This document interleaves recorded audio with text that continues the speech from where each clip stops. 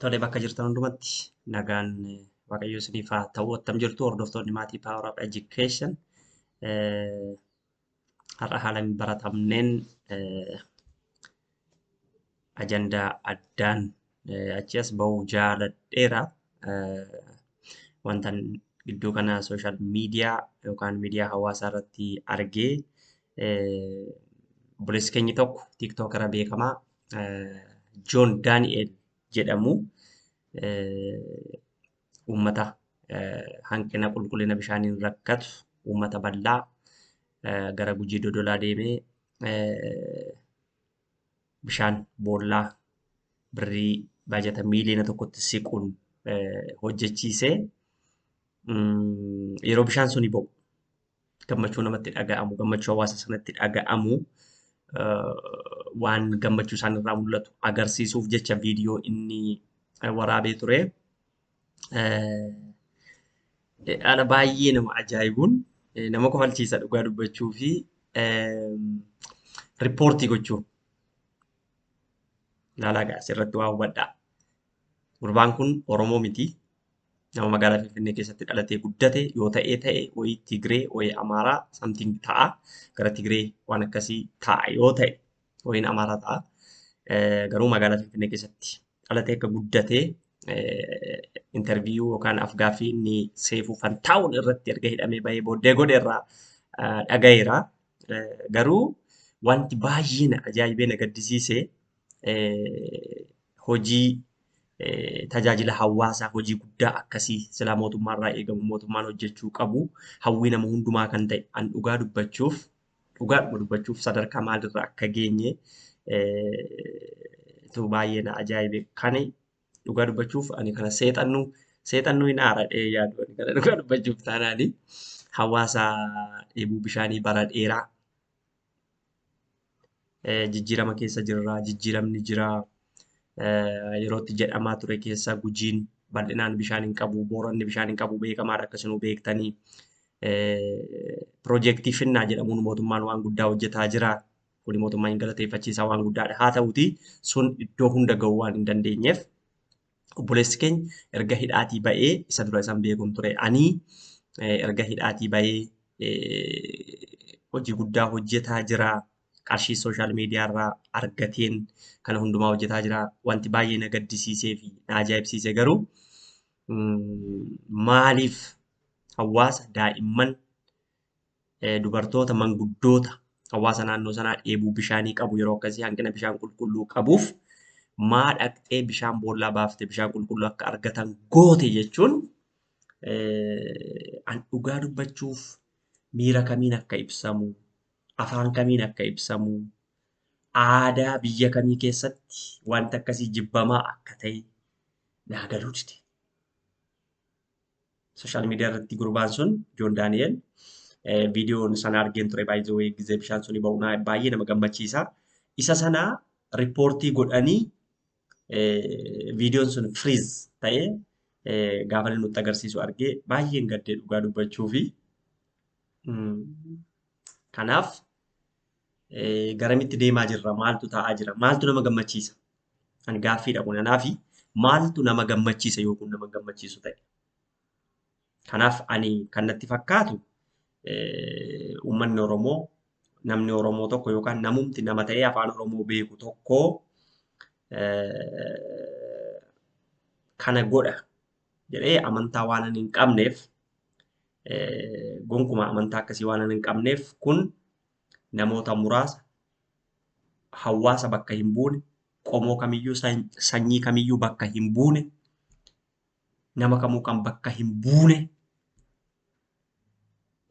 dhaayidheen fudhadha gama kootiin. Kanaafi baay'ee gaddisiisee haa ta'u garuu wanti nama gammachiisuuf wanti namatti tolu viidiyoon sun gadhiifameera.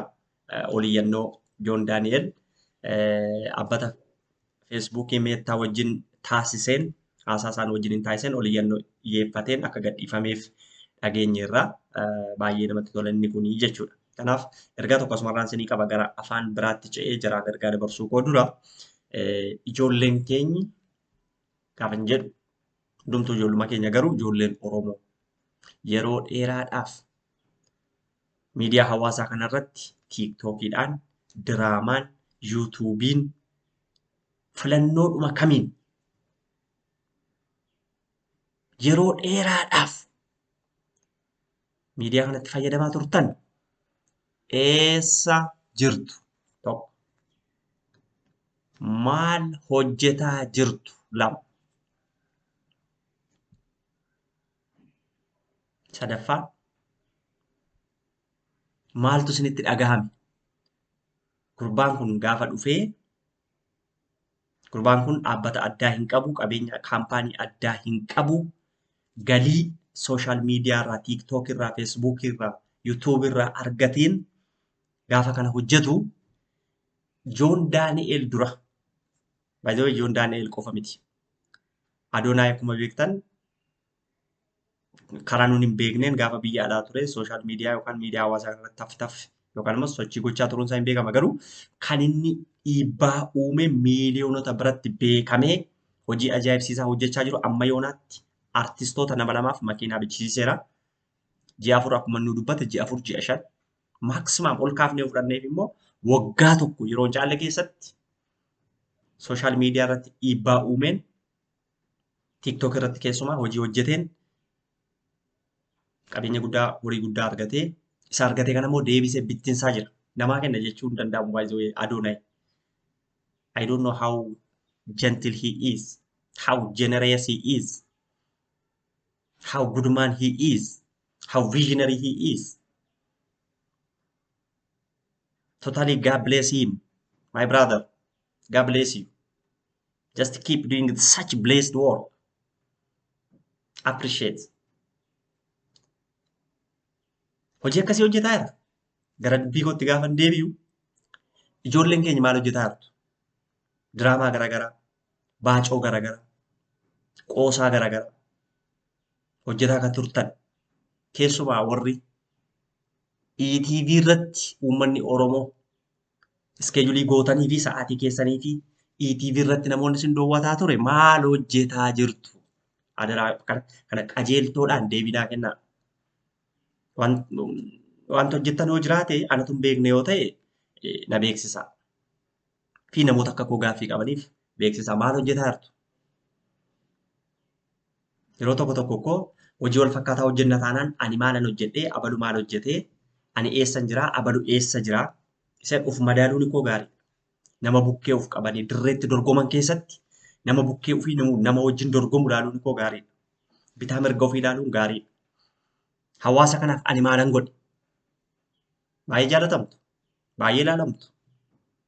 Tiiktookiin, yuutuubiin, ETV, televizyiiniin otoo nafin namni mana isaatti isin ilaala.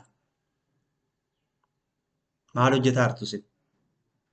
Kabajaan isin gaafadha kanaa deebisaa. Gaaffiin kun gaaffii salphaa miti. Maal hojjetaa jirtu? Gaaffiin kun gaaffii jabduu. Namoonni gaaffiin kun sirriidha jettan komentii jalatti barreessaa. Gaaffiin kun gaaffii jabduu gaaffii deebii argachuu qabdu. Artistoonni,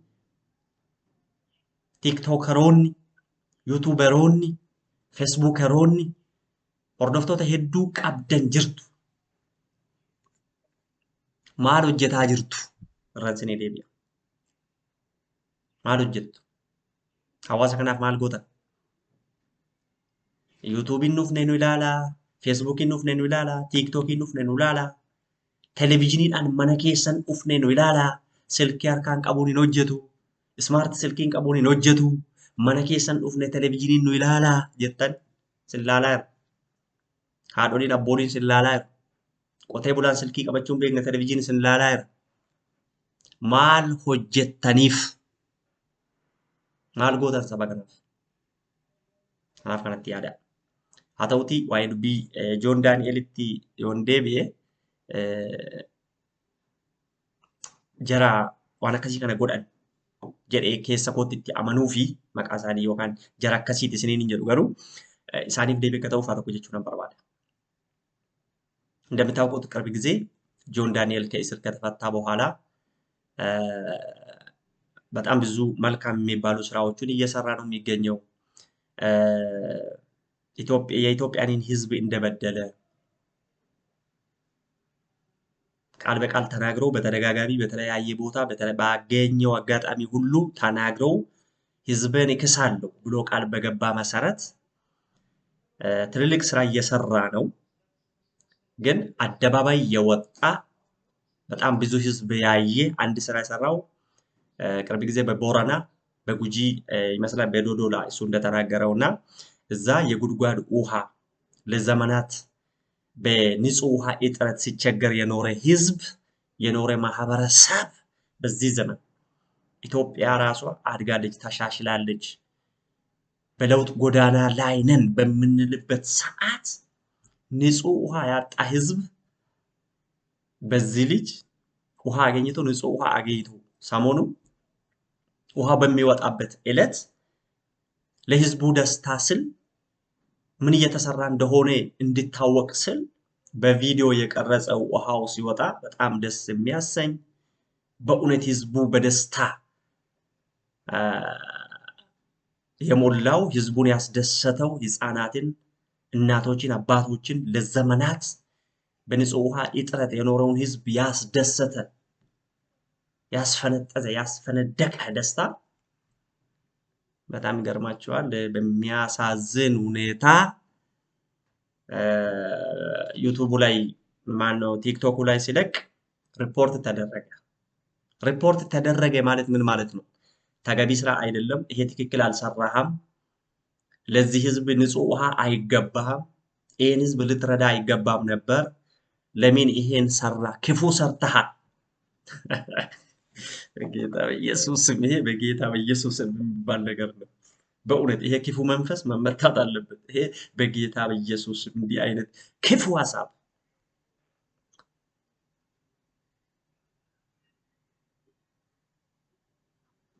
በጣም ያሳዝናል እና ሪፖርት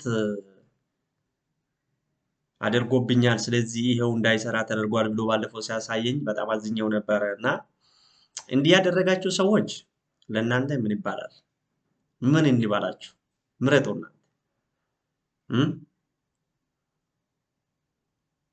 ከማን ወገን ናችሁ? ለማንኛውም ለእናንተም ይሄን ጥያቄ አለኝ። የጆን ዳንኤልን ቪዲዮ ባለፈው በዶዶላ ወይ ደግሞ በጉጂ ባለፈው ንጹህ ውሃ ሲያወጣ የቀረጸውን ቪዲዮ ህዝቡን ያስደሰተው አካባቢውን ያስደሰተው የህፃናት የደከሙ እናቶች አባቶች አንደበት ያረሰረሰ ንጹህ ውሃን የሰጣቸውን ያን የሚያሳይ ቪዲዮ ክፉ ነው ያላችሁ ሰዎች ከየት ወገን ናችሁ? እባካችሁ መልሱልኝ። ከየት ወገን ናችሁና የትኛውን ህብረተሰብ ነው የምትወክሉት? ከየትኛው ህብረተሰብ ነው የተወለዳችሁት? ምን አይነት ቤተሰብ ነው የተወለዳችሁት? ዓላማችሁስ ምንድነው? ስራችሁስ ምንድነው?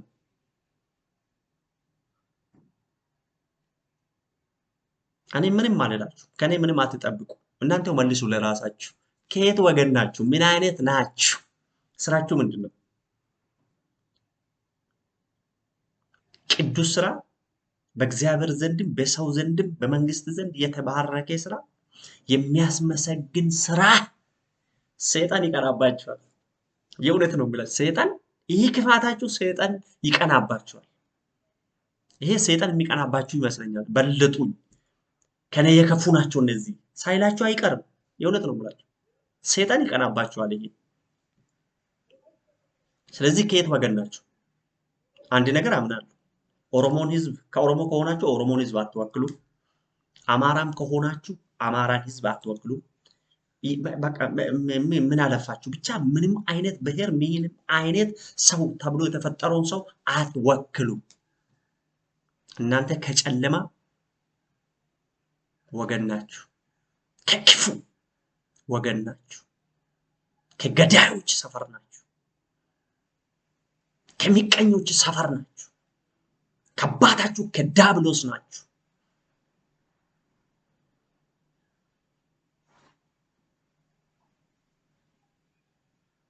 እንደዛ ናችሁ። ክፉ ስራ የሚያስደስታችሁ ነፍሰ ገዳዮች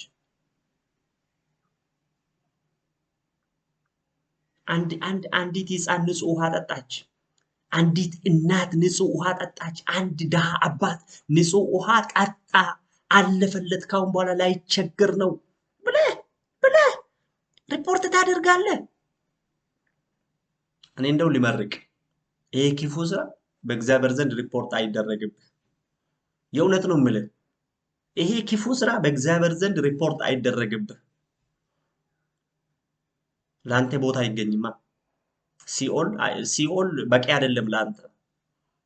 ሲኦል ለሰይጣንና ለደጋፊዎቹ ማቴዎስ 23 እንደምለው ለሰይጣንና ለደጋፊዎቹ የተዘጋጀው ዘላለማዊ እሳት ሲኦል አንተን አይመጥንም። ስለዚህ ሪፖርት አይደረግብህ። ንስሐ ግባ። ይሄን ህዝብ ይቅርታ ጠይቅ።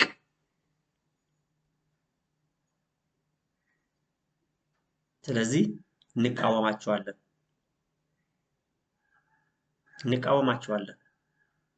የኢትዮጵያን ህዝብ እንደጠቃላይ ኢትዮጵያዊ አይደላችሁም። ኢትዮጵያውያንን አትወክሉም።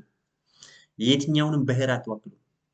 ባህላችን አይደለም፣ እምነታችን አይደለም፣ አስተዳደጋችንም አይደለም ይሄ። ስለዚህ ጆን ዳንኤል እንዳለው ይቀጥላል። በ12ቱም ክልል በ14ቱም ክልል ገና ክልል፣ ዞን፣ ወረዳ፣ ቀበሌ ወርዶ ይሰራል። እግዚአብሔር ይባርከዋል። ታያላችሁ። እያያችሁ ጆን ዳንኤል እያበበ ፍሬ እያፈራ ይበልጥ እያገኘ ይሄዳል። አስፍቶ ይሰራል።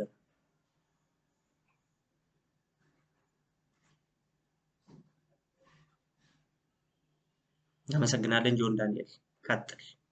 እኛም ካንተው ጋር ነን። ክፉዎችን በአደባባይ እንድንቃወማለን። አንተ እንደግፈሃለን። በርታ። ታንኪዩ